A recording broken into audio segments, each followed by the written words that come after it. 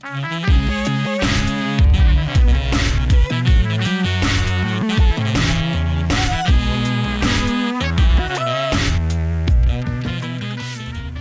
pour commencer un bon repas avec une telle chaleur, je me suis mis à l'ombre, c'est obligatoire. Regardez-moi, je suis un fou, mais vraiment un fou de tomates. Hein. Quand on a plus de 600 variétés de tomates, là il n'y en a que 4, je suis ridicule. C'est la cornue andine, la green zebra, la tomate ananas, la noire de Crimée. Là j'ai envie de me transformer en Fabienne Thiebaud, ma cousine du Canada. Un jour vous verrez la serveuse de tomates s'en aller cultiver ses tomates. Donc je vais faire un petit burger de tomates et vous allez voir, ça c'est la tomate ananas, elle est magnifique. On dirait pas un ananas comme ça. Là je vais tailler une belle tranche de 1,5 cm. Je la mets verte sur la plancha parce que je vais la faire mûrir à vitesse grand V. Il y en a qui font de la serre, etc. La plancha lui donne un taux de mûrissement assez intéressant. Donc il y a une tranche de tomate ananas verte, une tranche de tomate ananas mûre. Là je vais mettre une tranche de tomate noire de Crimée. C'est pas des barres, hein. Quand on dit noire, c'est qu'elle est vraiment noire. Et elle est magnifique, elle est mûre. Ces variétés-là sont des vraies variétés anciennes, ça n'a rien à voir avec les cochonneries qu'on trouve en supermarché, qu'on vous fait passer pour des tomates anciennes qui ne sont rien d'autre que des hybrides assez minables. Hein. Ça je tiens à le dire parce que ce que l'on trouve actuellement en supermarché avec toutes ces variétés de tomates, c'est un véritable scandale. Voilà, ça c'est mon petit coup de gueule, il y en a un de temps en temps, il en faut. Ici on a la cornue andine, hein. Cornue parce qu'elle a la forme de corne et andine parce qu'elle arrive des Andes. C'est pas très original, mais elle est super bonne. Je ne vais pas la passer à la plancha celle-là, je la laisse comme ça. Ici on a une autre tomate qui s'appelle la green zebra, green, vert, zebra parce qu'elle est zébrée, c'est tout bête. Mais vraiment une tomate qui est très bonne. Faut pas avoir peur des tomates vertes, il y a plein de variétés de tomates vertes. Ma préférée, c'est pas ma seule préférée, je suis pas le seul à l'adorer. Il y a un autre grand chef qui s'appelle Alain Ducasse, il adore cette tomate, c'est l'Evergreen. Evergreen, c'est vraiment une tomate extraordinaire, très bonne.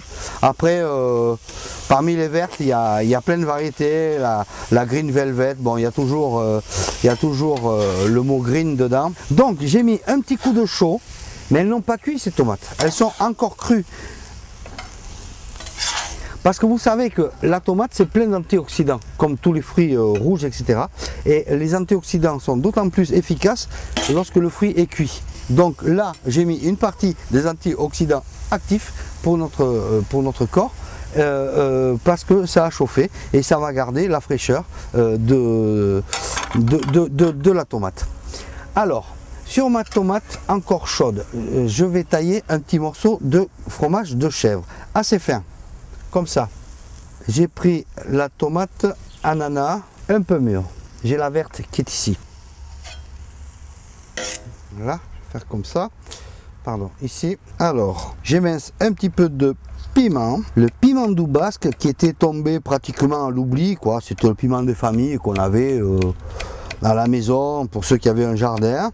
Maintenant, depuis une dizaine d'années, ben, il revient en force. C'est vraiment un piment superbe qui remplace allègrement le poivron, ce qui n'a rien à voir avec le piment d'Espelette. Le piment d'Espelette est un condiment, ça remplace le poivre, c'est notre poivre à nous, le piment d'Espelette. Je ne l'ai pas utilisé parce que je n'en avais pas besoin, mais j'adore le piment d'Espelette. Voilà, ça c'est un petit peu d'oignon rouge, je l'aime bien parce qu'il est sucré, il va aller très bien avec l'acidité de la tomate qui a pris un coup de chaud. Je vais mettre un tout petit peu d'huile ici, clac, mais presque rien.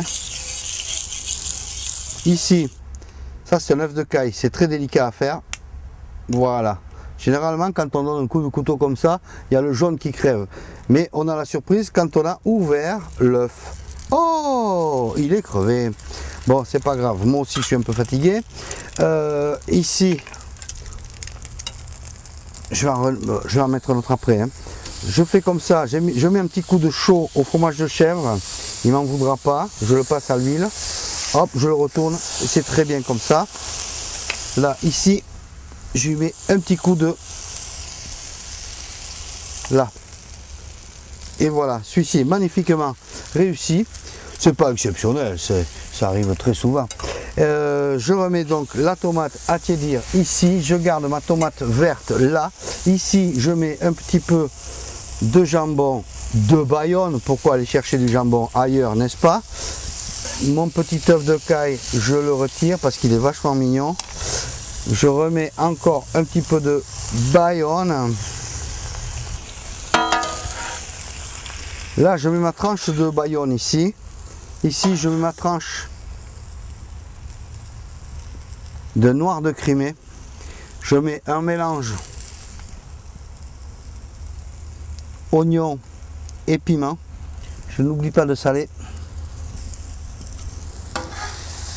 Ici, je mets ma tomate ananas avec le fromage que je recouvre de ma Green Zebra que je n'oublie pas de saler. Et là, je mets mon petit œuf de caille là-dessus. Et des burgers comme ça, mais ça vaut pas le coup d'aller se faire empoisonner ailleurs. Mieux vaut le manger à la maison. Oh, il est très beau. Hein, qu'il est beau, mon burger.